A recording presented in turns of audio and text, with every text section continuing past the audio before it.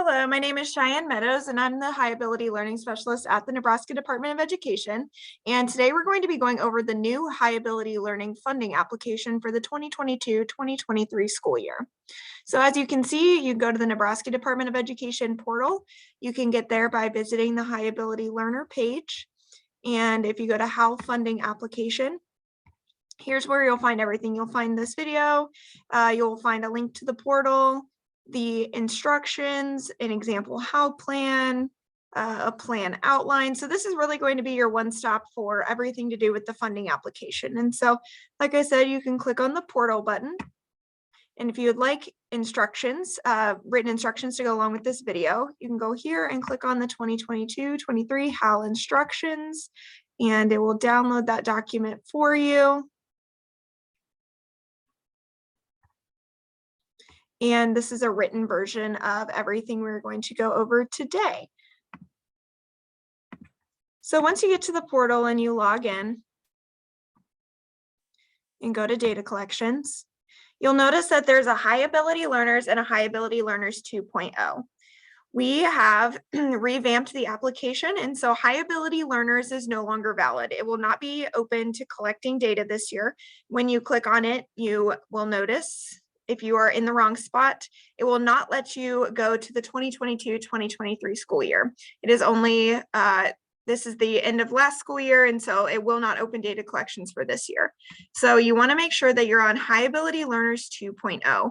If you do not have the code for it, somebody in your district does. We send out codes for everyone, and this is going to be a different code than your normal High Ability Learner application because this one is new. So again, make sure you are on High Ability Learners 2.0.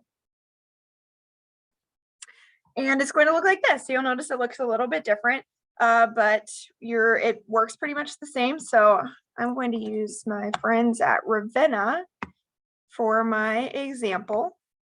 So as you'll notice, again, it looks very similar. You can see the 4 different categories in the status. Also, you can look for your past couple of data years. So if you have questions about how much you've received in a previous year, or maybe a HAL plan from a previous year, if you go there, it will take you to an application for last year. And as you know, this one's closed from last year, but you can click on it and get all of your information. And when you're ready to go back to this year, you just click Show Current Year. So it's pretty similar again to the previous year. So first off is your contact information. So this is going to be your administrator and your HAL contact. So you will put in the name of an administrator and the administrator email. If your HAL contact is the same as your administrator, just put it in here twice. And you'll notice, again, every year there's a place to upload a HAL plan, but you will notice this year, if I go up here, if I don't submit my HAL plan and I hit save information, it will not let me save the application. This is required. You have to upload your High Ability plan or you will not be able to submit your funding application. So if I go here, I'm just going to choose a document. You have to click your revised date. And then you can go here and save information.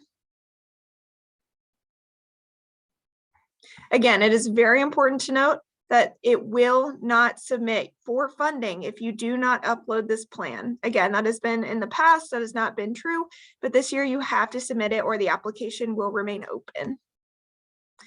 So whenever that's done, you can hit back. And you've got the green check mark, which means that that section is completed, and the red X's mean the section is not completed. So for the 21-22 year-end report, this looks very similar as previous years. You're going to go through and mark what services you provided last school year. So it's got the check boxes. So if your school provided pull-out classes for 3rd, 4th, and 5th grade, you would check those. It's the same for all. So maybe you did advanced placement for 10th, 11th, and 12th.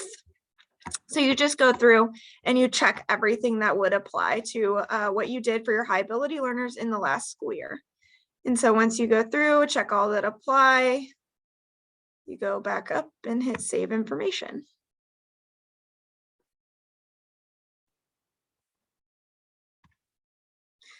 save successful, and then you can go back to the home page.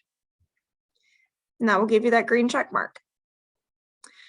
21-22 budget report. This is reporting how you spent your HAL funding last year. So for example, you can see that this school district received $5,021. And so let's say they spent $3,000 in personnel.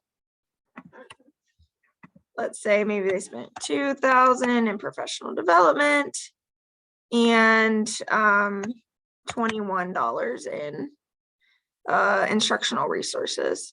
So this should all add up to the amount of state funds received. You will get the green up here if it is successful. If the total state funds received does not match the total spent in the state column, it does not have to match the system. The system is how much your school district kicked in to support high ability learners, but the amount you receive from the state does have to match this number up here. And once it does, you will get that green save successfully. So this is just how did you spend your money last year? And if you have questions about what these categories are, if you look in the instructions, there is a section called allowable use of funds. So expenditure examples, and this will give you examples for what might be personnel, what might be student activities, etc. So if you have any questions about where to put your money, you can go here and look in this document.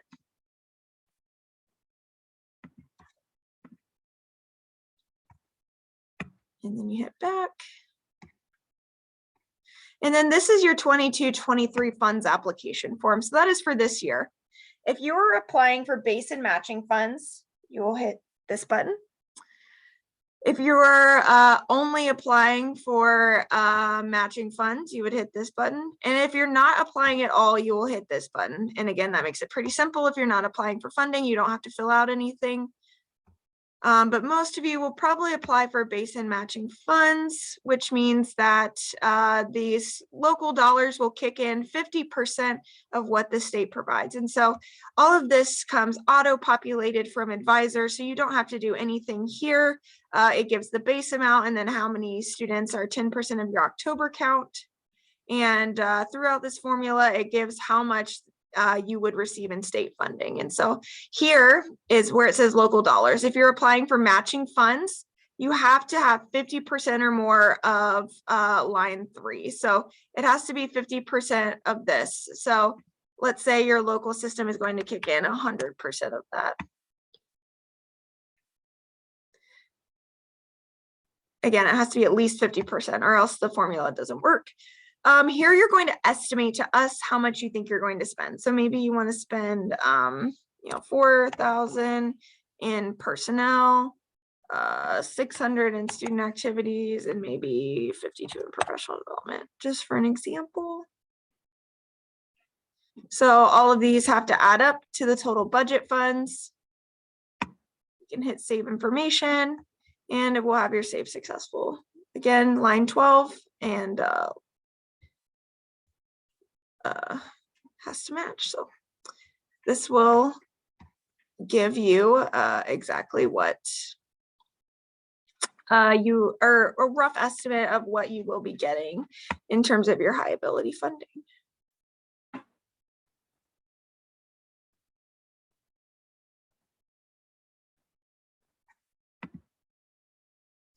So once all of your check marks are green here, you can go down here and you can view the summary report if you would like, which kind of just gives you an overview of the application. There's multiple pages to it, so you can go to page 2. You can save this as a PDF for your own files so that you have all the information you filled out in the application.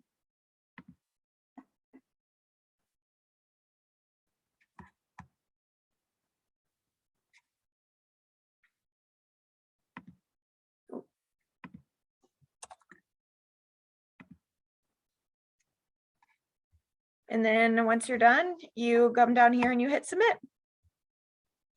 And then your application is submitted. At any point, you can come back in and get this summary report.